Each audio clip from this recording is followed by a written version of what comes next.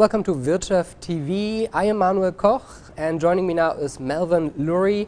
He is professor at the Harvard University. He is a book author, and he brought his new book with us for us today. Thank you so much for joining us here. Not at all. It's my pleasure.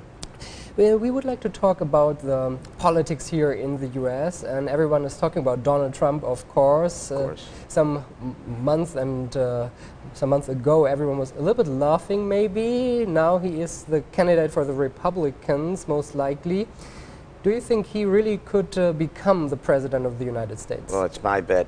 When you look at him, you're looking at the next president of the United States. Why is that? What makes him special? Well, what's made him special all along, really, the first thing that struck me was that he's a man of the media. He really understands the media. And Ronald Reagan was the last successful Republican who really understood the media, but Trump understands it much better. He's played that right along. The next thing about him is that he really is an example of what I call outside the nest function. Now, this is really the framework that I want to give you, and I'll try to give it to you in 1.5 minutes, if you like. Sure. But it's important that we all look at history through the eyes of a biologist, through biology, because we're biological creatures. And one of the reasons, anyway, that we keep repeating history is because we don't pay attention to the biology of it. So what's the biology of it? So the fundamental aspects of life, all life, is to survive and reproduce. Let's jump to humans. Humans reproduce in a nest. We're also a social species. So we bring up our very vulnerable baby in the nest. The woman is bound to the nest, at least traditionally. In the nest, the job is to keep it comfortable, clean, to nurture, and those are the main functions inside the nest. The other one is that all the offspring have to make it, because the fundamental of life is to pass the most genes on, this might get a little deep, but I'll leave it there, to the next generation. But now it's 2016, right? And Hillary Clinton was already First Lady. Now she is maybe most likely the candidate for the Democrats. So should she stay at the White House and clean it, and Donald Trump should be the president? Well, here's where Hillary shows these very fundamental phenomena. Hillary wants everyone to make it. Donald Trump functions outside the nest, traditionally the male's job, where the job is to bring resources into the nest for the family, for the offspring, and also to protect the nest against intruders. Now, if this doesn't start to ring a little bit about Donald Trump, that's where he is. He is protecting America against the intruders from Mexico and the Muslim intruders. This is what drives him, and these are the emotions that he's touching in the populace. He's touching emotions people don't realize need it. He's doing it intuitively. He's not listening to me. He's doing it intuitively. Hillary Clinton wants everyone to make it. Very typical for someone whose orientation, whose priorities are inside the nest. So would Trump be more like unpredictable then? Because you don't know what he is going to do?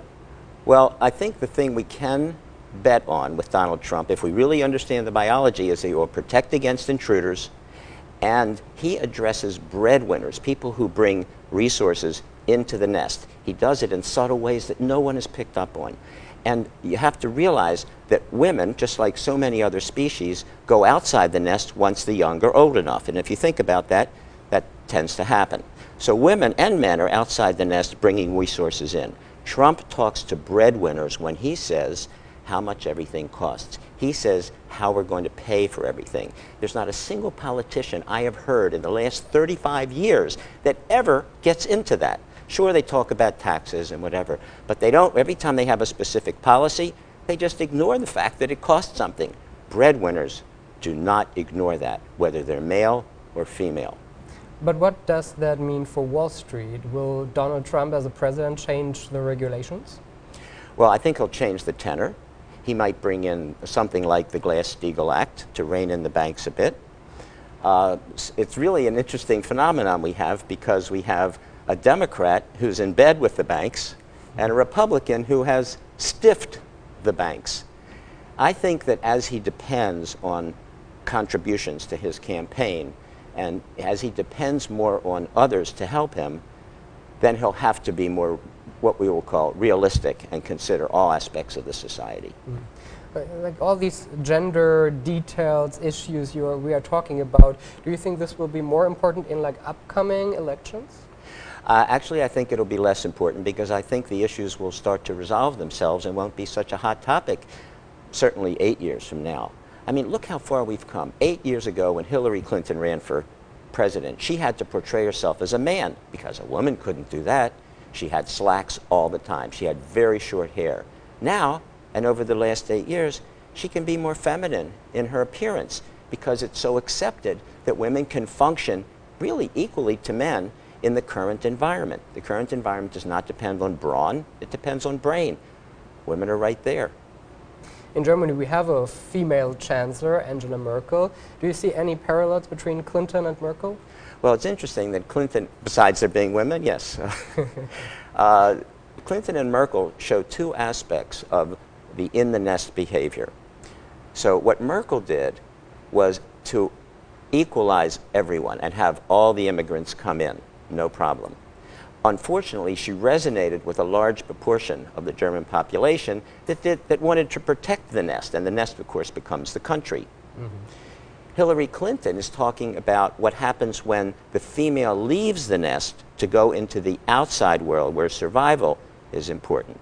Still, for women, reproduction, their reproductive function is more important. Think of it, in the workplace, if there's a call to the father and the mother who are working and it's a child who is sick, who's more upset? Who's more concerned? Who's more focused?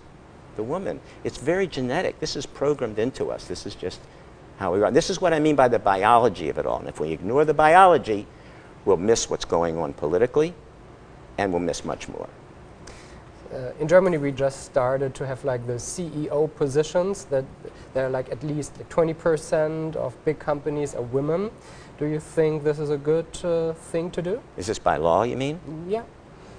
No. I think that the secret of the success of Western civilization has been what we will call its plasticity.